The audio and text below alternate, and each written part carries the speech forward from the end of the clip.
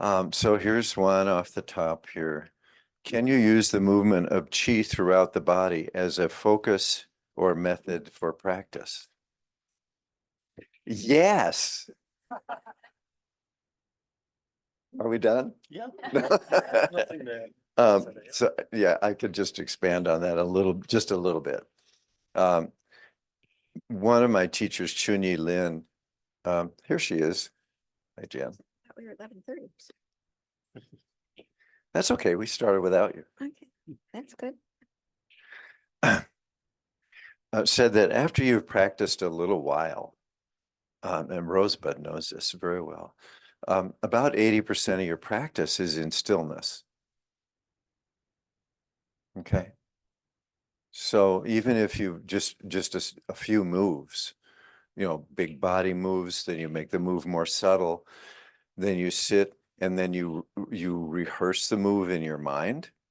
You can narrate the move. You feel the move in your body, the movement. Oh, sorry. So that really is the practice, and particularly you're lying awake at night, and you have one hand on your heart and the other on the belly, and using the breath, you move your attention. They call it chi, but we can say you move your attention through your body or beyond your body, and that's very useful practice. So thank you for that question.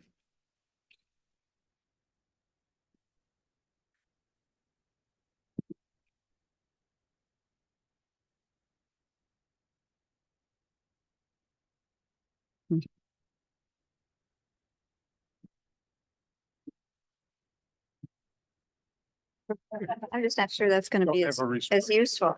No, I'm not sure it's as useful.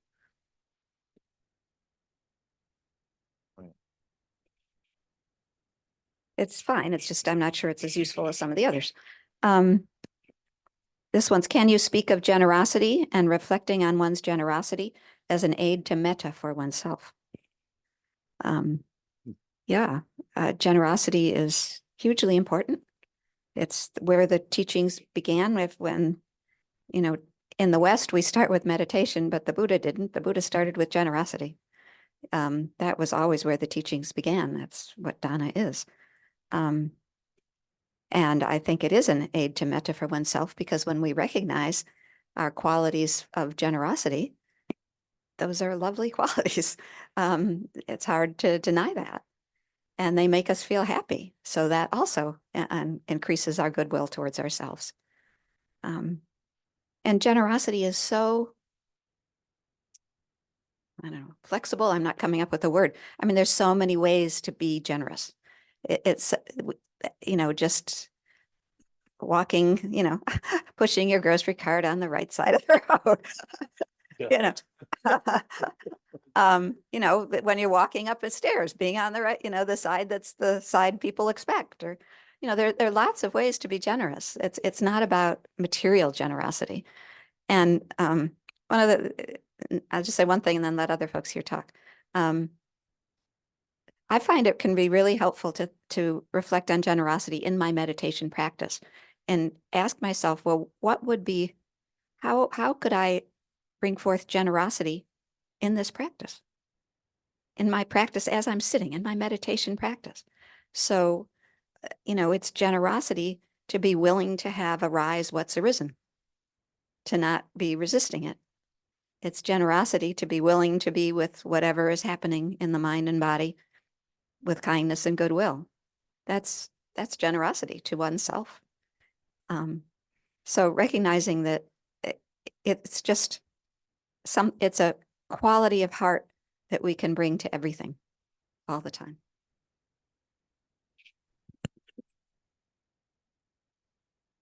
And I think, as Jan mentioned, generosity can be very subtle for ourselves. It is recognizing negative self-talk and remembering that we're worthy of love, and that negative self-talk is harmful to ourselves. It's among the many forms of generosity. And we can apply that to others, listening, deep listening without judgment, or when we encounter judgment in ourselves, just take a breath and listen. Some people, I was a journalist, so everything had to be written tight. But some people take a little longer to get to the point, and I have found myself being real impatient over time when people are not getting directly to the point. Well, one form of generosity I've been trying to practice in that regard is let them speak. Maybe the lead comes at the end of the story in journalistic ease. So all these qualities of kindness to ourselves and others can manifest through generosity, through a genuine desire to be kind and generous to ourselves. Because let's face it, we all know this, we can often be our own worst enemy.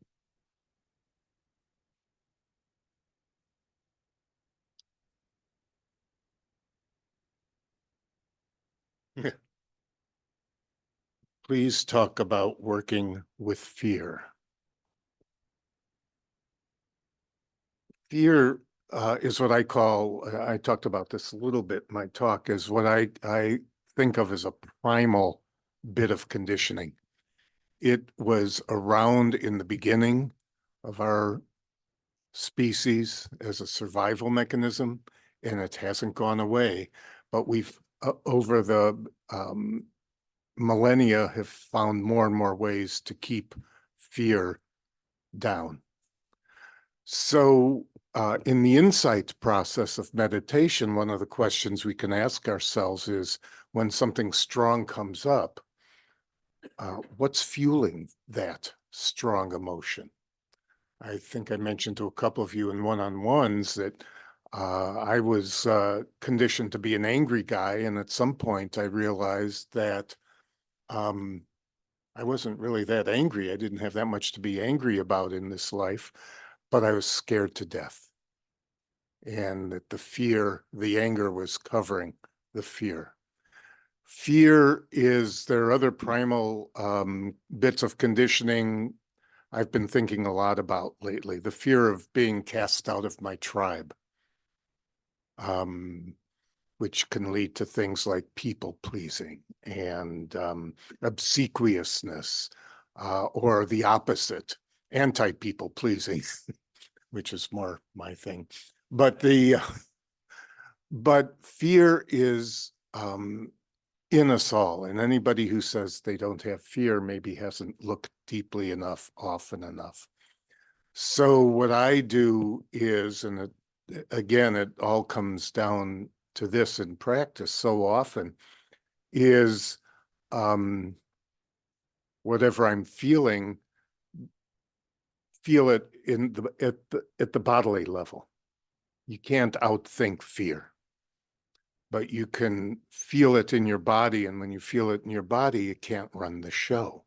You're in the present moment with your fear, and it can't run the show, even if it only lasts a second or two.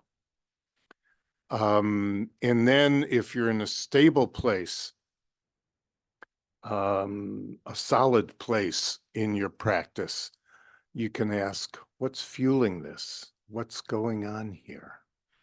And these are all ways of working with fear, because so much of the stuff that maybe we would like to come face to face with in ourselves, that maybe we don't like about ourselves, is really driven by fear. So to me, the best way is to feel it. Feel whatever you're feeling, and then say, well, get curious. Is there fear here? And for me, I can't talk for anybody else, but for me, often there is fear there. Fear of being rejected, fear of being cast out of my tribe, fear of not having enough, fear of not being enough, on and on and on. Start with the body. Start with the body.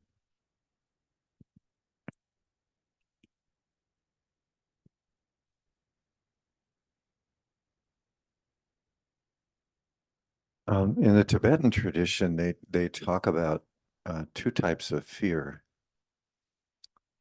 Fear that will be harmed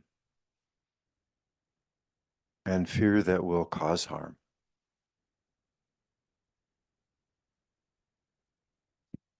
I've often encountered the second one when I get behind the wheel of a car.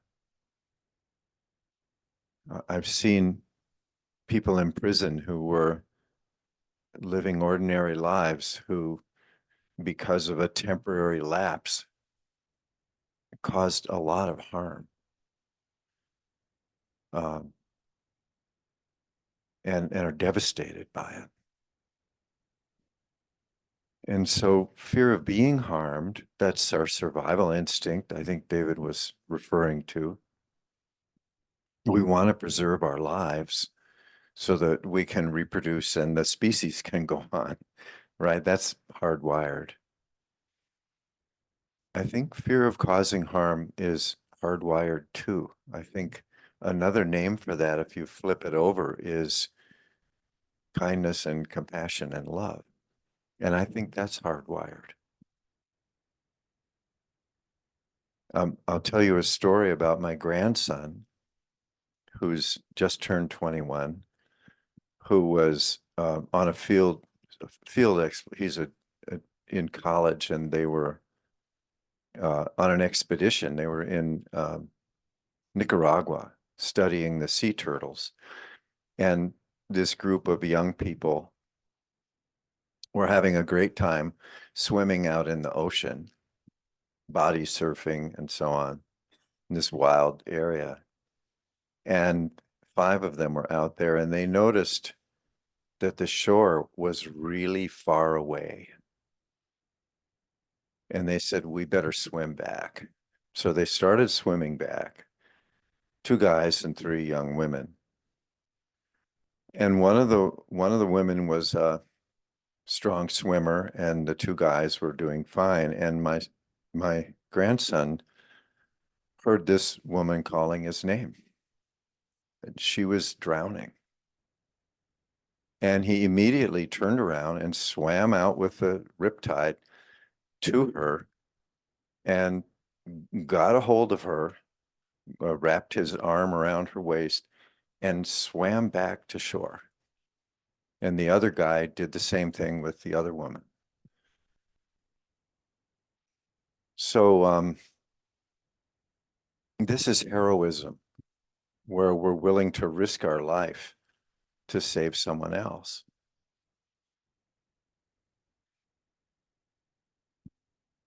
This wasn't a product of thinking. They didn't think about it. They just did it. Because we're hardwired to love each other, actually. We're hardwired to risk our life for another person. That's part of it too. So that's the other side of that fear. And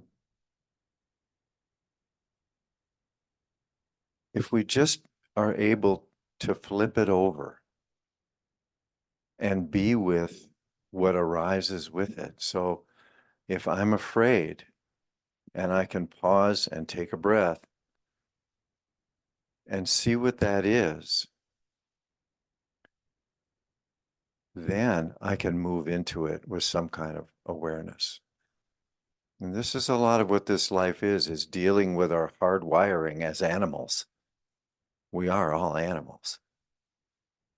And how does the Dharma apply to these instinctual qualities that we have? Fear being maybe the most basic. So.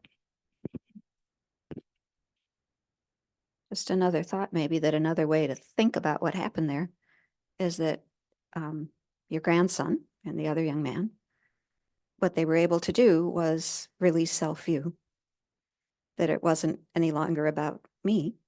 It was seeing what needs to be, it's clear seeing. What's the situation? What's called for? And our intense identification can drop away and we can actually see the truth.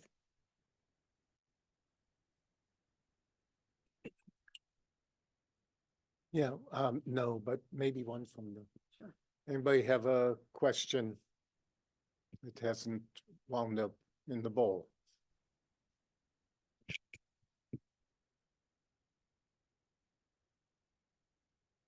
Have a question exactly, but a request if you could speak a bit about the importance of daily or regular practice as opposed to, you know, like once a retreat or once a month or something like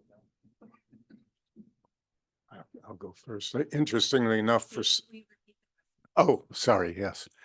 Rosebud asked if we could comment on the value of daily practice as opposed to practicing only when we come on retreat or once a month. I think there's a segue there, a hallway there with fear. I think a lot of people don't meditate regularly because we've repressed or held in things. And just the idea of sitting with your thoughts, you don't have to be an experienced meditator to know that when you sit quietly with yourself, with your mind, hard things may come up. Doesn't happen all the time. But I think that speaks very strongly, among other things that I'm sure Stephen and Jan will say, for trying your one's best to have a daily practice. In my experience, there's a cumulative effect to practice. It's not just how it makes me feel in the day, it's how it helps me feel and be present on an ongoing basis. The more practice, the more present. And the faster I can come back from losing my sense of presence. And the same is true with retreats too. I've found that retreats have a cumulative effect for me. But just in terms of daily practice, that I think is the most powerful way to learn effective means, skillful means to work with the things that we're trying to avoid by not practicing. And we tell the folks in prison, you know, they'll say, sometimes I don't quite get it, but they'll say, I'd like to practice, but I'm busy. Okay. Especially the max I go into, they're in their cells 23 hours a day.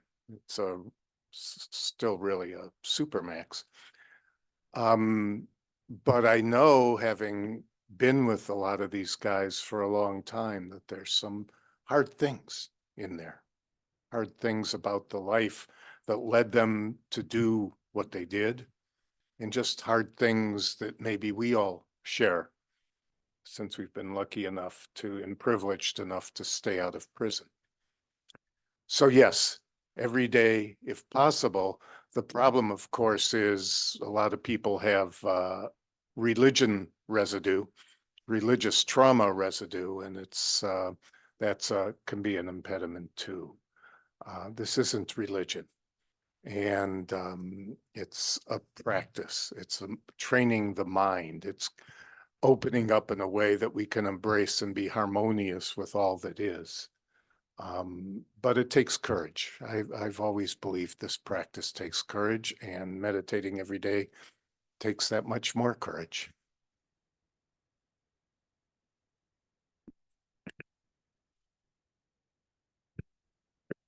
I've heard people say, well, I've tried meditation, but my mind is just way too busy and I just can't do it. And they quit. Didn't the Buddha say you can make two mistakes on this path? The first is to not start, and the second is to quit. Isn't that right? Sure, heard that, but sounds like a good. Sounds good. Good Zen stuff. So, okay. Yeah. Uh, BuddhaQuotes.com. That's a real site. I've heard I've heard it from Dharma teachers, so it must be true. Must be somewhere. Somewhere, someone said something. Yeah. And then other people say, as soon as I start to meditate, I do nothing but weep. And I can't stop crying. And so I quit. And the courage, I think, is to be willing to not make an enemy of your mind, to not be intimidated by it, to not denigrate it, but to find ways to be with it, to make of it an ally. In the Zen tradition, it's called living with an unhindered mind, where the mind is the opposite of something that's scary. It's your deepest ally, really.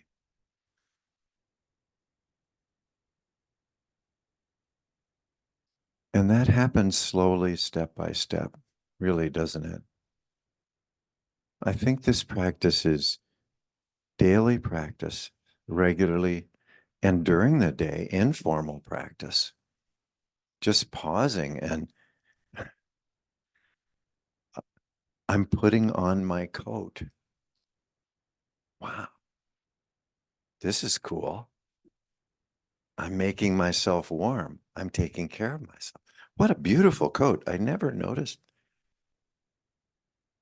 That's daily practice too, you know, and it just incrementally, step by step, we reach a point where the insight blooms suddenly. And then we go step by step again.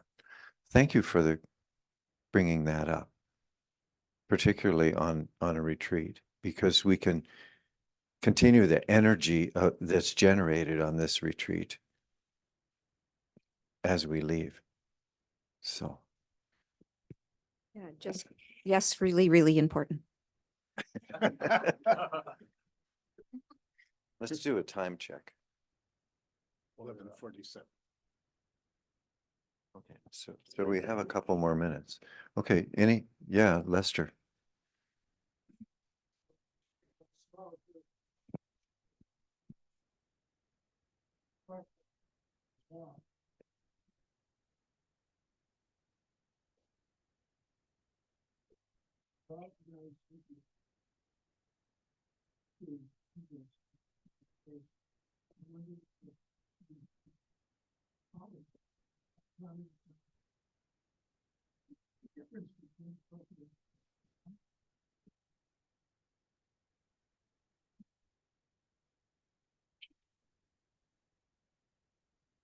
Well, I can address that and then so the question was about sloth and torpor, the third of the 5 hindrances.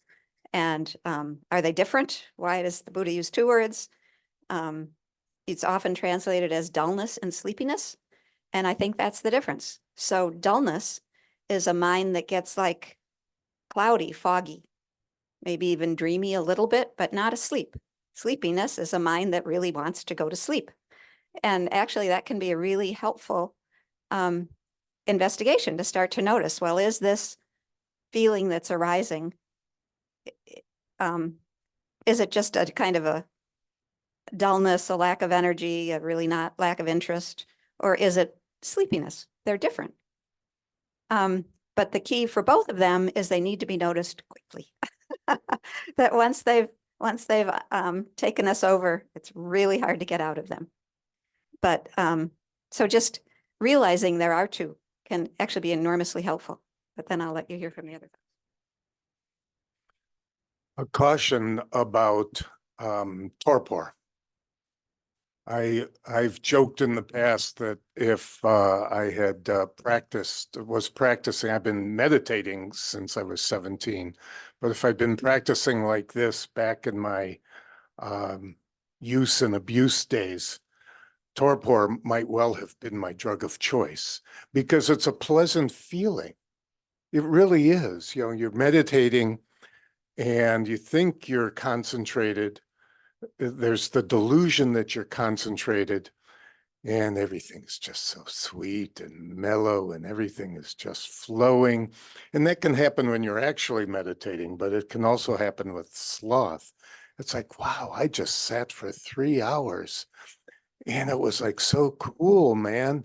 And it can feel good. Doesn't always, but it can feel good because on the one hand, you're not observing the mind. And on the other hand, nothing heavy has come up. And it's easy to confuse that torpor for being in a awakened place. So a little bit of caution is I've gone, especially on retreats, I've gone long periods of time in the midst of torpor. You know, the main mental activity is congratulating myself for being so together in my meditation, when in fact nothing's cooking. It's just pleasant feeling. So just something to keep an eye out for. And of course, that state aligns closely to one of the other hindrances, aversion. You know, when you're in that state, there really is nothing cooking, good or bad, and especially bad. So just a addendum to sloth and torpor.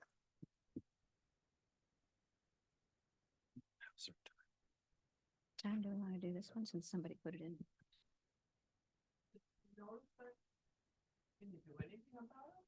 Oh, the question was, you mean torpor?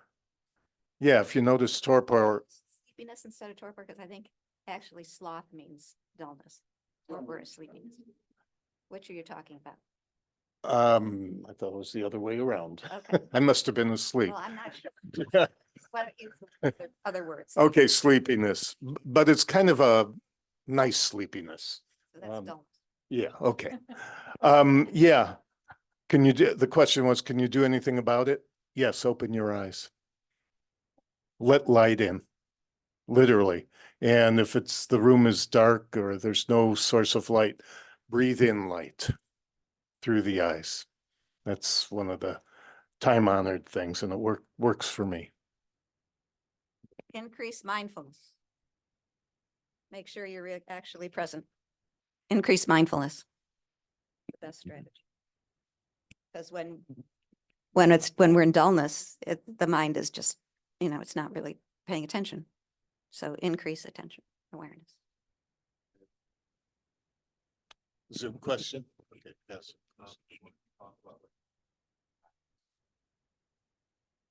Yeah. The question was, can one of us describe what we do for our daily practice? Connection. You can tie in that as well. Go ahead.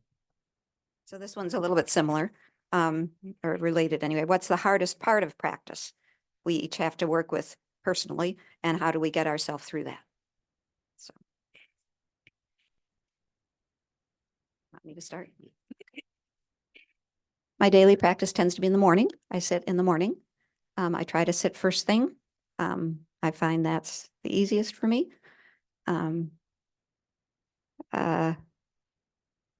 I sit 45 minutes, but practice gets dry for everybody. When I find practice is getting dry and there's a little bit of not wanting to go sit, then I shorten it. So I'll sit 30 minutes for a while. And then after a while of sitting for 30 minutes, it'll feel like, oh, this is okay. I can sit 40 minutes again. Or maybe I'll sit 35 minutes. So I'm very flexible about adjusting the time. And I find that really, really helps me keep going when things are sometimes not so wonderful, when I don't want to go so much. Anything else? Yeah, I tend to be more of a morning person, so that's probably why I sit in the morning. But I've actually started thinking that, and maybe this leads into the second part about the hardest part. I have a pretty restless mind. It kind of goes and goes and goes. And I notice that when I'm more tired, it's not as busy. And so I've actually started wondering, maybe I should sit in the evening. Um, because it's not quite, so I'd say restlessness is my biggest hindrance. And I've dealt with it for many years. And I think this year, actually, last year, it really ramped up, which surprised me after all these years. And over the course of the year, I actually just tried to kind of make friends with restlessness and just not be so averse to restlessness, to just recognize, okay, that's what's going on. It happens, and it happens a lot in this particular mind. And that's really helped to just, what it's helped do is, of course, not have restlessness arise nearly as much. So just that non-reactivity to it, to not make it the enemy, like we talked about with fear or any of these things, to just know this is just a mind state. I didn't order it. I don't want it. It's not a reflection on me. It's just, there seems to be a lot going on, and I like making lists and planning. And so that's what I tend to do. Um, so I think working with restlessness has been a wonderful teacher for me, and also reassuring to know that actually there are 10 fetters to awakening, and restlessness is the 9th. So I feel okay with still working with restlessness. Yeah, restlessness it's said it's just a name, right? It names a particular kind of energy. All these things are just names. Anger is a name, sadness. It refers to different qualities of energy. And if you flip restlessness over a little bit, you get bodhicitta. Hmm? Restlessness is wanting the next thing. And we need that because although it takes us out of the present moment and creates dissatisfaction with what is, that is the drive to awaken. If you flip it over, that's the drive to awaken. So where would we be without it? So a great teacher, it's the 9th. I don't know what the 10th is. 10th is end of ignorance, awakening. Yeah. So it leads to the end of ignorance. It's beautiful. Yeah. So daily practice, what's hardest? Remembering that every moment is practice. You get up off the cushion, you're getting up off the cushion. Now what? The next step is practice. It doesn't end. One way that practice has come up for me, regular practice, is not sleeping through the night. As we age, many of us tend to not need as much sleep, maybe, or wake up at 2:14, right? And don't get back to sleep until 4:20 or something. Does that sound familiar? What do we do with that time? I mean, is it just going to be mind running? Is it going to be, what are we going to do with it? Well, we practice. We practice with it. It's great. It's a great opportunity. So that's kind of a new and unexpected daily practice, formal kind of Nightly. nightly practice that presents itself. And the thing about practice, we can get really quite good at it in our familiar place, but then we find ourselves in the hospital in a bed. Can we practice there? Or we find ourselves in a situation where there's a lot of grief or suffering. Can we practice there? So practicing on the cushion is actually the easiest part, which is why it's called practice. Can we bring that solidity, that insight, that openness into this situation now? Can we manifest it in this unexpected situation? That's what's always challenging for me. Oh, and, okay.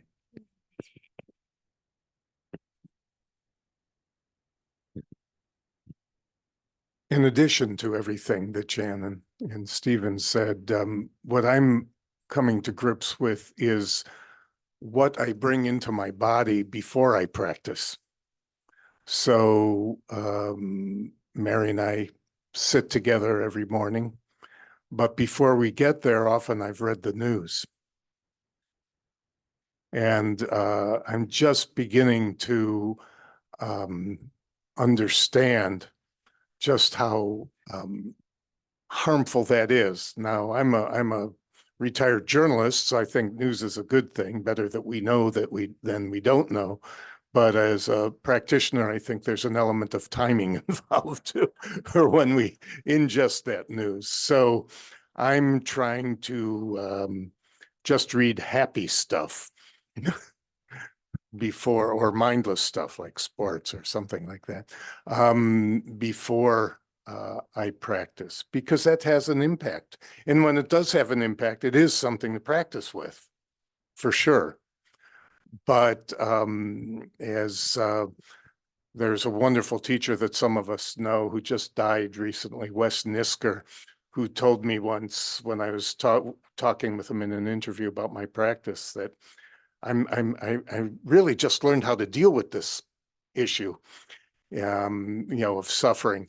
So I'm just going to go back into the Dharma hall and look for more. And he rolled his eyes. He said, "You don't have to look for suffering. It will find you without asking." So I think just to add on to what Stephen and Jan said, what we do before we practice and what we hold on to is also a detriment for me. I just want to mention Wes Nisker is one of my favorites. Yeah, You know, he was. Oh, okay. So if you're looking for someone who teaches with a lot of humor, Wes Nisker is great. I know.